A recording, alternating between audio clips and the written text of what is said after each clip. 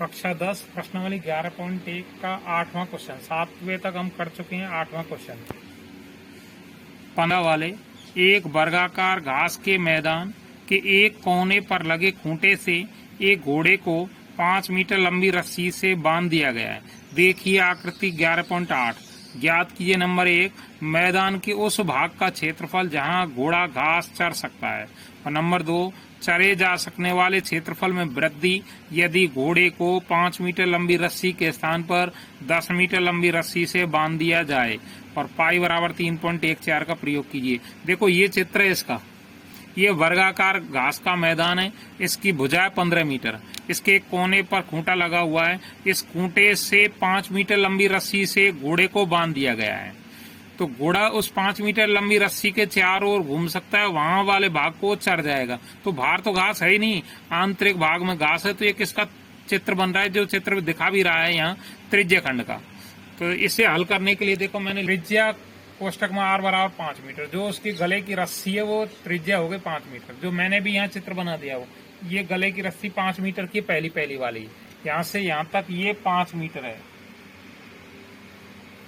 और कोण या थीटा बराबर 90 डिग्री। ये कैसे आया? प्रश्न में नहीं था, पर ये वर्गाकार था। वर्ग का प्रत्येक अंत्यकोण समकोण होता है, इस कारण ये 90 डिग्री हो गया।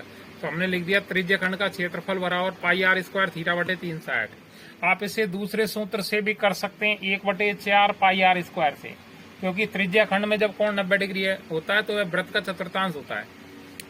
तो पाई का मान ले लिया हमने 3.14 गुणा r का मान है 5 गुणा 5, थीटा का मान है 90 बटे 360। 0 से 0 कट गई और 9 एकम 9, 9 चौक 36, 1/4 आ गया। 5 गुणा 5 कर दिया 25 हो गया 3.14, और 3.14 का गुणा 25 से कर दिया तो उत्तर आ गया 78.50 बटे क्या लग रहा है 4। अब 4 का इसमें भाग दे दिया तो उत्तर आ गया 19.625 मीटर स्क्वायर। तो इस वाले भाग को चढ़ गया 19 पॉइंट, जो पहला वाला त्रिज्या खंड बन रहा है। अब दूसरे प्रश्न में कहा गया कि चरे जा सकने वाले क्षेत्र वृद्धि यदि उसकी गले की रस्सी को 5 के स्थान पर 10 मीटर, तो वृद्धि ये पहला वाला भाग उसने चर लिया, ये वृद्धि ये ज्ञात करना है हमें। ये कैसे ज्ञात करेंगे? पहले यहां से लेकर और यहां तक उसकी गले की रस्सी है 10 मीटर, तो ये भी एक त्रिज्या खंड बन गया। इस त्रिज्या खंड का क्षेत्रफल निकालेंगे और पहले वाले क्षेत्रफल को इसमें से घटा देंगे, तब ये बच जाएगा। तो त्रिज्या कोष्टक में r बराबर 10 मीटर, कोण या थीटा बराबर 90 डिग्री, त्रिज्या खंड का क्षेत्रफल बराबर पाई r स्क्वायर थीटा बटे 360।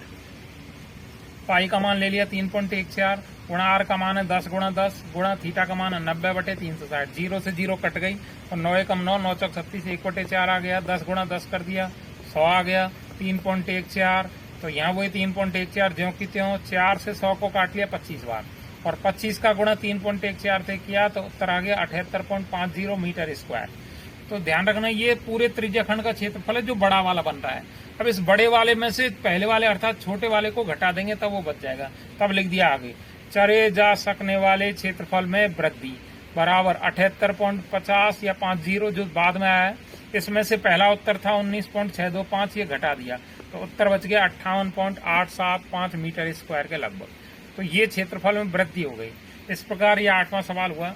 अब 9वां सवाल, एक वृत्ताकार ब्रूच को चांदी के तार से बनाया जाना है जिसका व्यास 35 mm और तार को वृत्त के 5 व्यासों को बनाने में भी प्रयुक्त किया गया है, जो उसे 10 बराबर त्रिज्या खंडों में विभाजित करता है, जैसा कि आकृति 11.9 में दर्शाया गया। तो ज्ञात कीजिए नंबर 1 कुल वांछित चांदी के तार की लंबाई, नंबर 2 ब्रूच के प्रत्येक त्रिज्या खंड का क्षेत्रफल।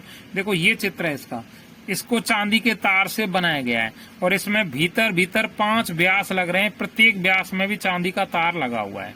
तो चांदी का तार, इसको समझाने के लिए मैंने आपको ये वृत्ताकार ब्रूच है, ये चांदी के तार से बनाया गया है। मैं नंबर डाल रखे 1 2 3 4 5, ये 5 व्यास है आर पर। प्रत्येक व्यास को भी चांदी के तार से बनाया गया है। तो टोटल चांदी का तार हमारा 6 जगह लग गया। फिर भी अगर आपके दिमाग में नहीं आ रहा है तो लेडीज या कोई लड़की के आपने चांदी के या सोने के कुंडल जो देखें वो चित्र है। ये कुंडल को सोने से बनाया जाना है तो उसकी लंबाई अगर पूछी जाए तो वृत्त की पड़ती है वो, और भीतर 5 जगह व्यास में भी चांदी का तार लगाया गया है। तो टोटल चांदी का तार 6 जगह माना हमने। तो नंबर 1 लिख दिया चांदी के तार की कुल लंबाई बराबर 5 व्यास प्लस वृत्त की परिधि हो गई 6 जगह। 5 के स्थान पर 5 लिख दिया गुणा व्यास की लंबाई थी 1 की 35, तो गुणा 35 लिख दिया, प्लस वृत्त की परिधि का सूत्र 2πr, 5 गुणा 35 किया तो 175 आ गया, प्लस 2 गुणा पाई का मान 22/7 गुणा आर का मान 35/2।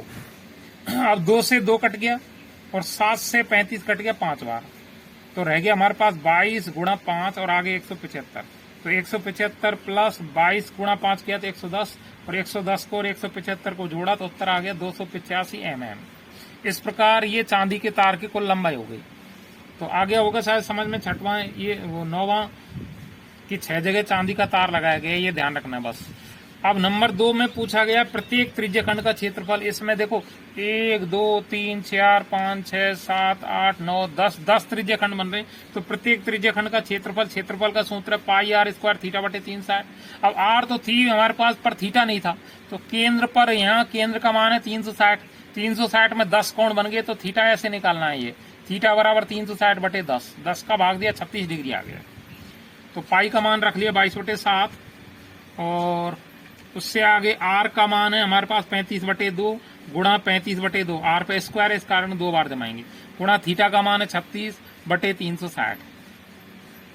अब आगे देखो 2 से 22 कट गया 11 बार, 7 से 35 कट गया 5 बार, गुणा 35/2 किसी से कटा नहीं तो ज्यों की त्यों लिख दिया, फिर गुणा ये 36 से कम 36, 36 से कम 36, तो 1/10 आ गया। अब आगे 11 गुणा 35/2 और 5 से 10 को काट दिया 2 बार, तो 1/2 हो गया। वो 11 का गुणा 35 से किया तो उत्तर आ गया 385, और 2 गुणा 2 किया 4 आ गया। अब 4 का भाग 385 में दिया तो उत्तर आ गया 96.25 mm²। तो ये प्रत्येक त्रिज्यखंड का क्षेत्रफल हो गया। इसे अपन दूसरी तरह से भी कर सकते हैं, प्रत्येक त्रिज्यखंड के क्षेत्रफल को 1/10 पाई आर स्क्वायर से भी निकाल सकते हैं इस सवाल में। ठीक है, ओके। सभी